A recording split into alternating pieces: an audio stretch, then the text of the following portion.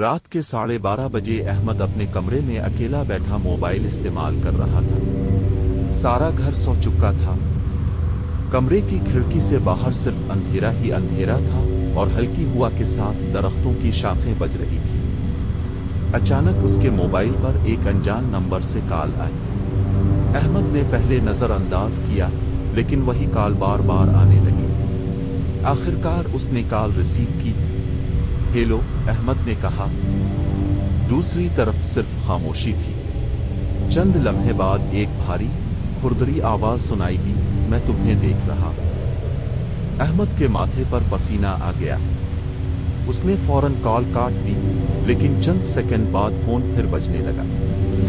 اب کی بار اس نے ڈرتے ڈرتے کال اٹھائی۔ آواز آئی، کھڑکی کے باہر دیکھو۔ احمد نے کھڑکی کی طرف نظر ڈالی تو لگا جیسے اندھیرے میں کوئی سایہ کھڑا ہے، لیکن جو ہی اس نے غور سے دیکھا، وہ سایہ غائب ہو گیا۔ اس کے ہاتھ کانپنے لگے۔ وہ بستر سے اٹھا اور کمرے کی لائٹ آن کی، مگر کمرہ خالی تھا۔ اسی وقت فون پر ایک میسج آیا، تمہارے پیچھے۔ احمد نے ہمت کر کے پیچھے موڑ کر دیکھا۔ کمرے میں کوئی نہیں تھا، لیکن آئینے میں ایک کالا دھندلا سایہ کھڑا نظر آ رہا تھا۔ سایہ آہستہ آہستہ اس کی طرف بڑھنے لگا۔ احمد نے چیخ مار کر موبائل زمین پر پھینکا اور کمرے سے باہر بھاگا۔ وہ والدین کے کمرے کے دروازے پر پہنچا، لیکن دروازہ اندر سے بند تھا۔ ابو، امی، دروازہ کھولو، وہ چلایا، مگر اندر سے کوئی جواب نہ آیا۔ صرف وہی خوفناک آواز گونجی، میں تمہارے ساتھ ہوں۔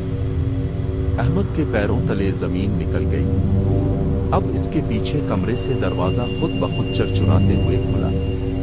اندھیری راہداری میں وہی سایہ کھڑا تھا۔ آواز آئی، اب تم بھاگ نہیں سکتے۔ اچانک روشنی جھپکنے لگی، موبائل خود بخود بجنے لگا اور کوریڈور میں سرگوشیاں پھیل گئیں۔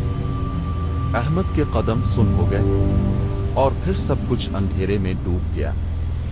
اگلی صبح احمد کا موبائل بستر پر ٹوٹا ہوا ملا، لیکن احمد کہیں نظر نہیں آیا۔ لوگ آج بھی کہتے ہیں کہ اس گھر سے رات کو فون کی گھنٹی بجنے کی آواز آتی ہے۔